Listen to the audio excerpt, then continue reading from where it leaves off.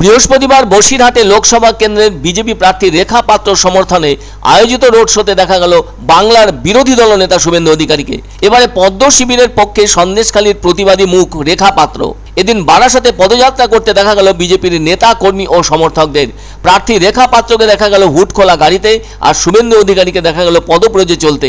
এদিনের পদযাত্রায় বাজনা বাজিয়ে সবাইকে উৎসাহিত করা হয়, আর ওই বাজনার সাথে শুভেন্দুকে দেখা গেল কাঁসর বাজিয়ে পথ চলতে। গেরুয়া রঙের বেলুন উড়িয়ে এই দিনের পদযাত্রায় সামিল প্রচুর মানুষ।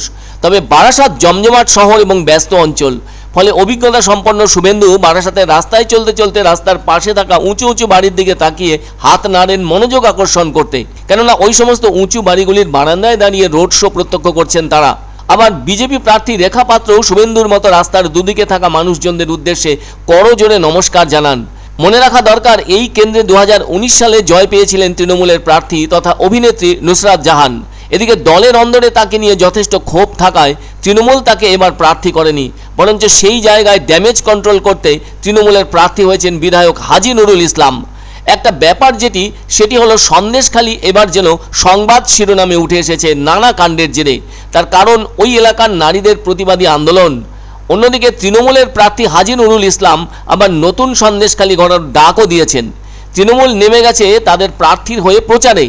এদিকে তার বিপরীতে সন্দেশখালী আন্দোলনের অন্যতম মুখ রেখা পাত্রকে প্রার্থী করে একরকম চমক দিয়েছে পদ্ম শিবির। সূত্রের খবর, খোদ প্রধানমন্ত্রী নরেন্দ্র মোদীর পছন্দের প্রার্থী ওই রেখা পাত্র।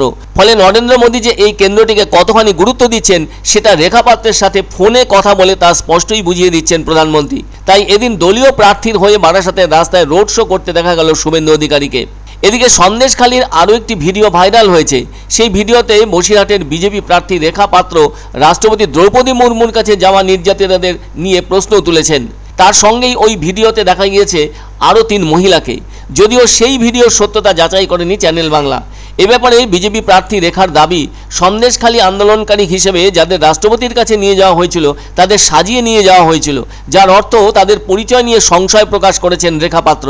তার দাবি, সন্দেশখালী আন্দোলনের মুক্ত তারাই, তবে তাদের না নিয়ে গিয়ে অন্যদের কেন সাজিয়ে নিয়ে যাওয়া হয়েছে বলে প্রশ্ন তুলেছেন রেখা পাত্র। সে যাই হোক, এদিন কিন্তু রেখা পাত্র সমর্থনে বারাসাতে জমজমাট রোড শো করলেন শুভেন্দু অধিকারী। দেখা যাচ্ছে শুভেন্দু যেখানে যাচ্ছেন সেখানে মানুষের ঢল। এদিন সেই ছবি বারাসাতেও লক্ষ্য করা গেল। যতই হোক, রাজ্যের 42টি আসনে 2024 সালে যে লোকসভার ভোট হচ্ছে তাতে করে পাখির চোখ হিসেবে জায়গা করে নিয়েছে বসিরহাট লোকসভা কেন্দ্র। কেননা এখানে বিজেপির যিনি প্রার্থী হয়েছেন সেই রেখা পাত্র যেমন কোনো রাজনৈতিক মুখ ছিলেন না, ফলে পদ্ম শিবির তার দিকে রয়েছে।